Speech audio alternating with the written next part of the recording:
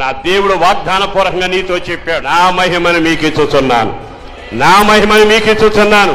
ఆ మహిమ కలిగిన వ్యక్తుల మధ్యలో నేను కనబడబోతున్నాను. ఆ మహిమ కలిగిన సంఘంలో నేను కనబడబోతున్నాను. ఆ మహిమ కలిగిన సంఘంలో అద్భుతాలు చేయబోతున్నాను.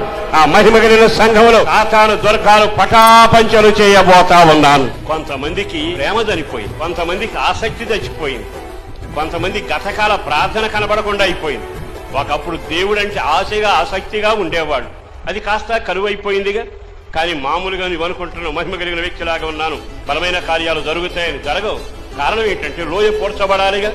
ఈ రోజున దండం పెట్టి చెబుతున్న సేవకులకైనా విశ్వాసులకైనా ప్రతి వారికి నీ లోయ పూడ్చిబడితే తప్ప దేవుని మహిమ ప్రత్యక్షం కాదు. ఆ లోయ మొదటి ఉన్న అనుభవాన్ని కోల్పోవడం, ప్రార్థన లేకుండా అయిపోవడం, ఆత్మీయతను కోల్పోవడం, ఆసక్తి లేకపోవడం, ఆ మొదటున్న ప్రేమ కాస్త నశించడం. ఈ